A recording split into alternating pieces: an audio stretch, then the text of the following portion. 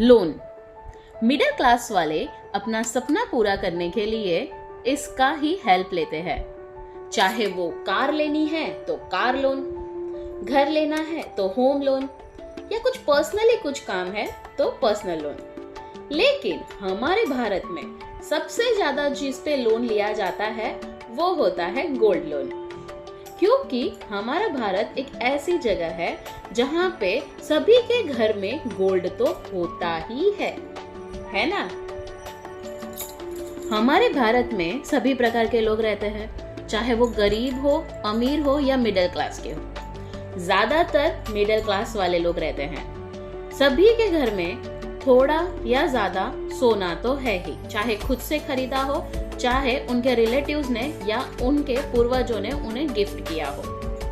तो gold loan एक तरीके से बहुत इजी था उन लोगों के लिए, या इजी है उन लोगों के लिए लोन लेना। अपना जरूरत जो भी है, छोटी मोटी जरूरत को, शादी ब्याह में खर्चे आ रहे हैं या कोई बिजनेस में काम आ गया है तो उनको पूरा करने के लिए। कुछ दिन पहले आरबीआई ने गोल्ड लोन पे न्यू रूल्स की गाइडलाइंस दी है, जो कि अभी स्टार्ट नहीं हुआ है ये रूल, ये सिर्फ गाइडलाइन दिया है, वो रूल्स बताए गए हैं, लेकिन उस पे कुछ वाद विवाद भी आ गए हैं। तो वो कौन कौन से रूल्स है मैं आपको यहाँ इस वीडियो में बताऊंगी। आप खुद से समझिए कि क्या वो रूल्स हमारे लिए, आपके लिए, हमारे देश की जनता के लिए सही है या नहीं है। तो इस वीडियो में मैं आपको बहुत ही इजी तरीके से, शॉर्ट तरीके से वो रूल्स बताऊंगी। तो प्लीज आशा करती हूँ कि ये वीडियो के एंड तक आप मेरे साथ रहें। लोन टू वैल्यू यानी LTV रेशियो, इसे 75% कर दिया गया है। अब ये क्या है?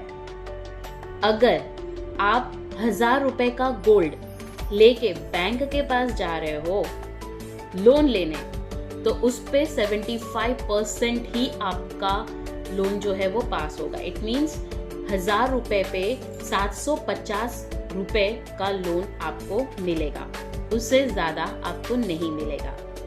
ये आरबीआई का पहला रूल था, जिसे हम LTV रेशियो कहते हैं, यानी लोन टू वैल्यू रेशियो, जो कि 75% कर दिया गया है। सेकेंड आया कोलैटरल रिस्ट्रिक्शन, यानी कि गोल्ड वेट की लिमिट कर दी गई है। अगर आप कोई ज्वेलरी के फॉर्म में गोल्ड या सिल्वर लेके जा रहे हैं तो मैक्स टू मैक्स 1 kg, उससे ज़्यादा के गोल्ड या सिल्वर पे आपको लोन नहीं मिलेगा। या आप कॉइन्स के फॉर्म में लेके जा रहे हैं तो 50 ग्राम, उससे ज़्यादा नहीं। ओनरशिप प्रूफ, आप आपका गोल्ड लेके बैंक के पास जा रहे हैं उस पे लोन लेने, तो उसका ओरिजिनल बिल आपके पास होना चाहिए। अब अगर मुझे मेरे दादाजी ने कोई गोल्ड गिफ्ट किया है तो मैं उसका बिल कहाँ से लाऊं? तो ऐसे टाइम पे आपको एफिडेविट करवानी रहेगी, आपको वहां पे एफिडेविट दिखानी रहेगी कि हाँ भाई ये गोल्ड जो है वो मेरा ही है।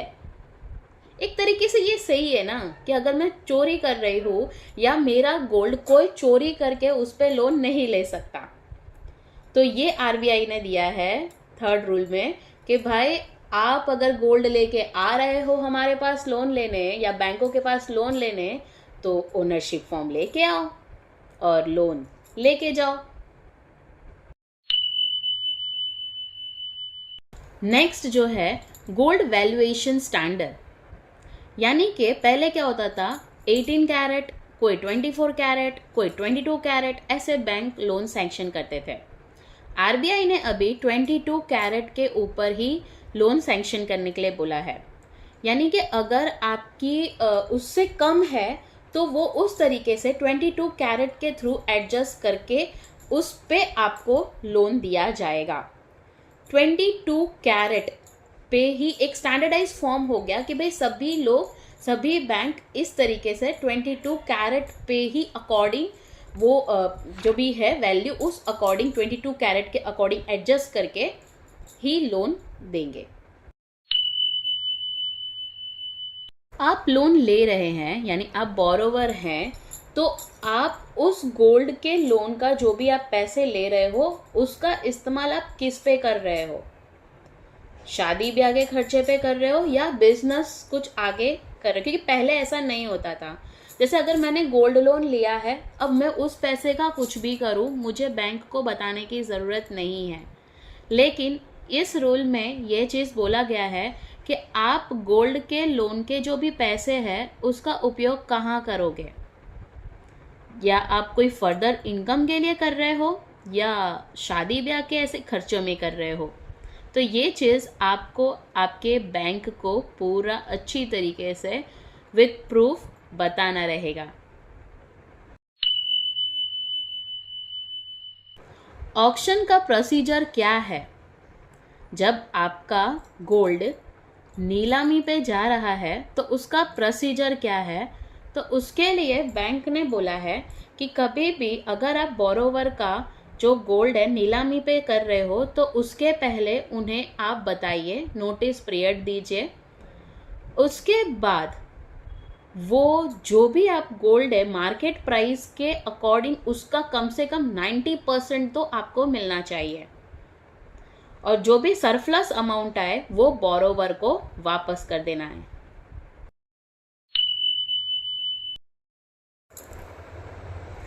जब भी हमारा लोन एग्रीमेंट होता है तो जब हमें लोन का डॉक्यूमेंट मिलता है उसमें कुछ चीज़ें मेंशन होगी। कौन सी चीज़ें हैं, चलिए देखते हैं। First, description of your gold and its weight. आपके गोल्ड का डिस्क्रिप्शन पूरा, वो कितने का है यानी उसका वजन कितना है उसके बारे में पूरा क्लियरली मेंशन होगा। पूरी उसकी वैल्यूएशन की डिटेल होगी। लोन की कितनी अमाउंट है वो पूरा डिटेल में बताया होगा।